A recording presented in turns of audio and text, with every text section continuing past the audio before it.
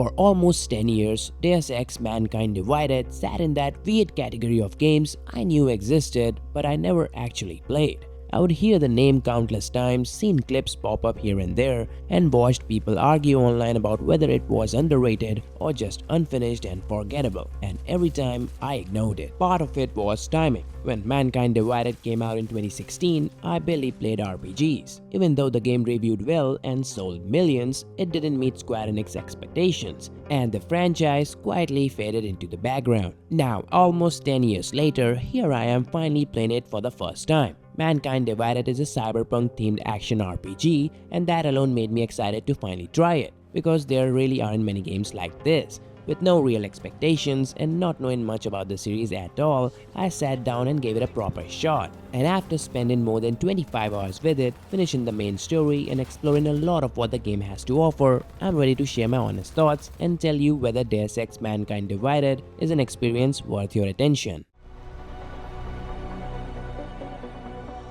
Agent Jensen. I won't let it happen again.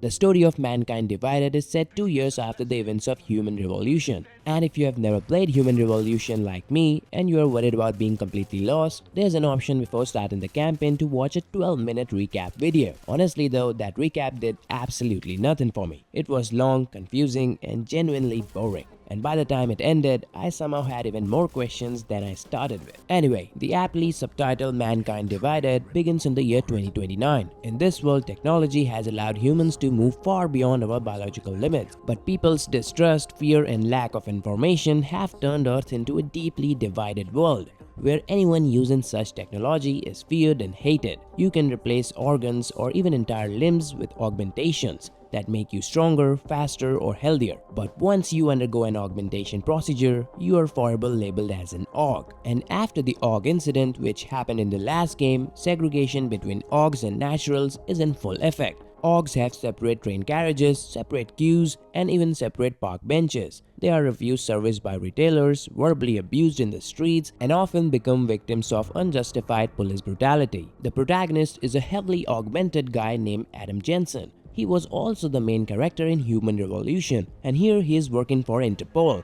tasked with hunting down the terrorist organization responsible for a series of attacks on civilians.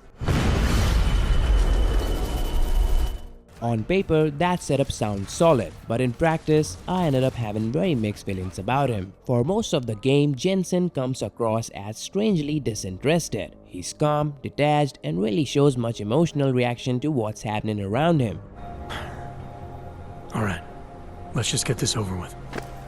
And because of that, there were moments where I genuinely found myself wondering why I should care about this story when the main character himself doesn't seem to. That emotional distance made it harder for me to stay invested, especially during big story moments that felt like they should have hit harder. At the same time, I can also see what the developers were probably going for. Jensen feels like someone who's already been through too much. He's augmented from head to toe, has lived through massive conspiracies and disasters, and at this point, he seems emotionally numb rather than heroic. He's just doing his job. So I understand the intention behind him, but it didn't consistently work, and it kept me at arm's length from the story more often than I would have liked. The first mission takes us to Dubai, where we are assigned to intercept an arms deal in an abandoned, partially built hotel. This opening mission slowly teaches you the basics as you make your way towards the objective, and as expected, things don't go as planned. We get ambushed by an unknown group, and the Dubai mission ultimately gets botched. For me, the pacing of this prologue was a real problem. It felt slow. That said, there is one moment I genuinely liked. Throughout the mission, you can see a massive dust storm approaching in the distance. It's not just a background dressing, it actually hits near the end of the mission and completely changes the situation, creating a really cool and memorable moment.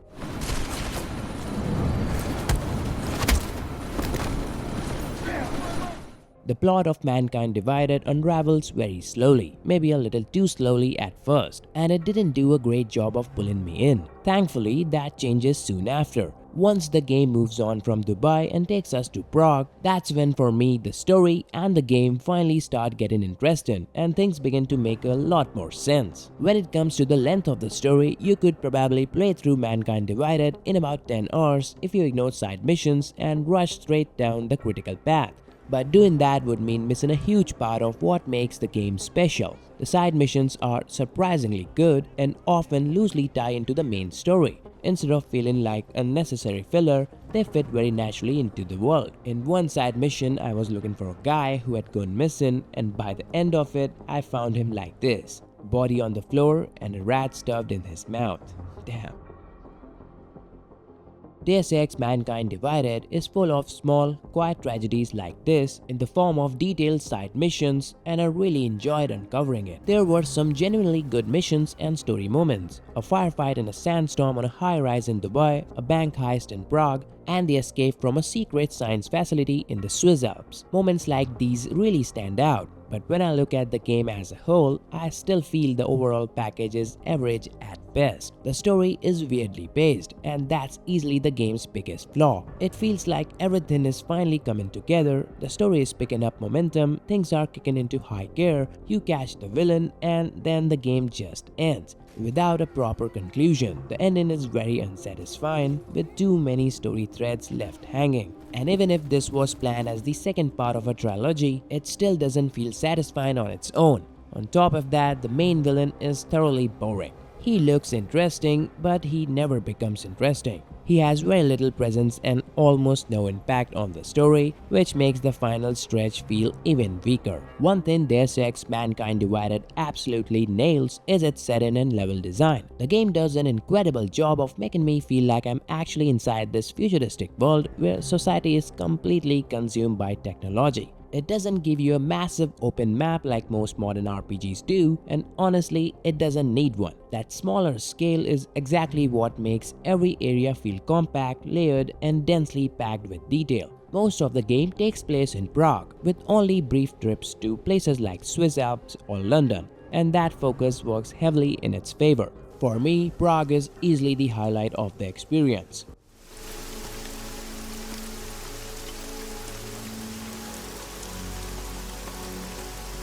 The city is beautifully crafted, mixing futuristic technology with old European architecture, which makes it feel like a believable version of a future city.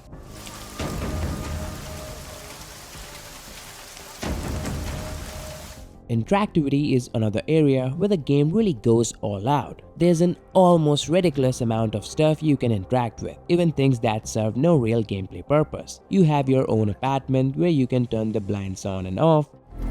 Good morning, Adam. You have one new message. Take a shower, flush the toilet, turn on the gas stove, watch TV, eat cereal, run the washing machine, listen to the radio. You know, before that little musical interlude there, I was talking about some serious shit. And even use your laptop. At one point, I picked up a random basketball lying around, threw it into a hoop, and to my surprise, the game gave me a trophy for it. You can even play a guitar that's just lying around. It's all small, mostly useless stuff, but that's exactly why it works. Those little interactions exist purely to make the world feel lived in. In the game, we explore Prague at different points in time, during the day, at night, and later during a lockdown while it's raining. Each of these versions of the city offers something unique. For example, when you explore Prague at night, that's when it really starts to feel like a true cyberpunk city, with neon-lit streets and a completely different atmosphere. The nighttime version of the city also unlocks a few new locations, like the Red Light District, which is home to strip clubs and night bars.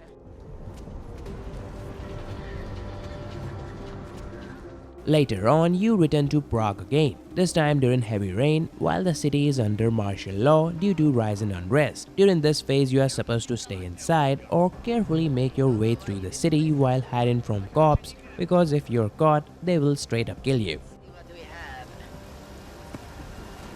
Fuck!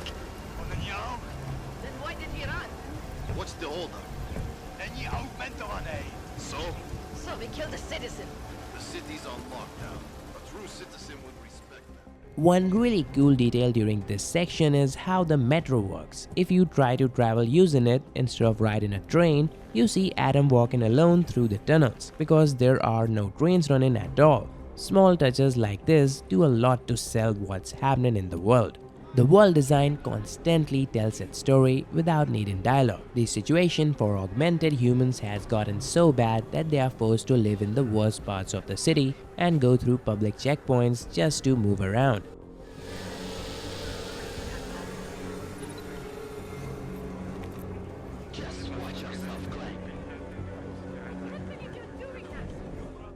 And those are the lucky ones. The unlucky ones are shipped off to Golem City, an enclosed settlement on the outskirts of Prague. It's a self-contained society made up mostly of prisoners and the guards watching over them. The area is dense, vertical, and incredibly compact, and it's easily the most cyberpunk-influenced location in the entire game. It ended up being my favorite place to explore. The world of Mankind Divided is layered, full of hidden spots and alternative routes, and it genuinely felt like every 10 meters there was something worth checking out. Fully exploring it was a joy, and it honestly made me wish more RPGs followed this approach instead of relying on massive, bloated and empty maps. Gameplay in Mankind Divided offers a lot of flexibility. There are usually multiple ways to complete mission objectives. You can take on heavily armed enemies head-on, you can spend a few minutes sneaking around them, you can find an air vent and bypass the entire room altogether, or you can use one of your augmentations, which are basically abilities like turning yourself invisible and simply walking past the guards. The game only presents you with challenges. How you overcome them is completely up to you, and that's the beauty of it. You get to choose how you play. There's no right or wrong way to do something, and that freedom is one of the game's strongest features. Now with that said, I did feel like the game is constantly trying to discourage combat. Don't get me wrong. Combat itself is fairly detailed. There are lots of cool weapons and combat-focused augmentations to play around with, and most weapons even support multiple ammo types for different enemy situations. On paper, that all sounds great, but in practice, choosing combat often means fighting your way through huge areas packed with enemies. The gunplay, at least for me, felt stiff, and the AI just isn't very fun to fight. Even on normal difficulty, I died a lot when I tried going all guns blazing, and those encounters quickly became more frustrating than satisfying. Stealth, on the other hand, feels like where the game truly shines. You have access to a wide range of stealth abilities, plenty of hidden spots, vents everywhere, and multiple alternate routes that make sneaking through areas feel natural and rewarding. Any mission in the game can be completed without firing a single bullet. And that feeling of clearing an entire building without being seen, without raising alarms, and without taking a life makes you feel like an absolute badass. For me, the game was simply more enjoyable when played primarily as a stealth experience. That level of freedom is also what makes the game so replayable. Each level supports multiple approaches, which encourages you to come back and try a completely different playstyle. Thankfully, the game includes an unlockable New Game Plus mode, allowing you to carry over all your skills and items into a fresh run, which fits perfectly with that design. Inventory management is another system that stood out for me. You are constantly picking up consumables, ammos, weapons, and valuables, but managing your limited space is the real challenge. Even after fully upgrading my inventory, I was still juggling items and making tough choices about what to keep and what to drop. And surprisingly, I really liked that. It broke my usual habit of hoarding items and never using them, because the game actively forces you to use what you have to make room for what you need. Hacking is also a major part of the experience, and you need to understand it if you don't want it to become frustrating, because it absolutely can. The hack-in minigame is used so often that it eventually loses its charm. Thankfully, if hacking isn't your thing, the game does offer an alternative. You can find and craft multi-tools that handle hacking for you.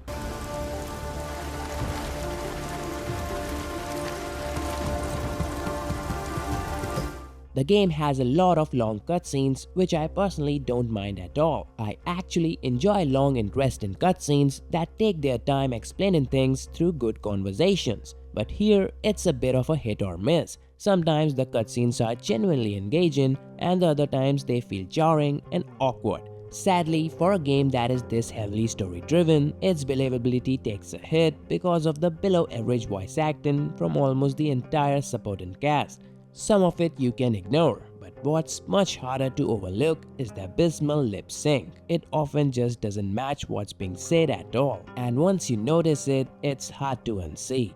It's not their fault. My son-in-law, he keeps them away from me because... well, because... That said, the dialogue system itself is actually quite interesting. Dialogue sections often give you multiple response options that initially seem meaningless, but over time they start to matter. I felt choices played a big role in the game, with lots of smaller decisions and one major one as well. Being able to read a character's body language and the tone of their voice can lead to subtle changes like gaining access to a specific area or opening up different paths. Deus Ex Mankind Divided might look like just another futuristic shooter, but very quickly you realize it's far more about choice, consequence, and problem solving than raw action. You are dropped into a believable near future where technology has deeply divided society, and instead of telling you what to think, the game lets you observe, explore, and decide how you want to engage with that world. That alone makes it stand out, especially if you are tired of games that constantly hold your hand. That said, the game definitely has its flaws. The gameplay feels dated in places, gunplay is stiff, melee is basic, and enemy AI isn't especially fun to fight head-on. The pacing and structure can also be a turn-off. The game starts slow, relies heavily on dialogue, and frequently stops you for long conversations. But if you're okay with that, and you're looking for a game that makes you stop, think, and approach situations in your own way instead of rushing you from marker to marker, this is where Deus Ex Mankind Divided earns its reputation.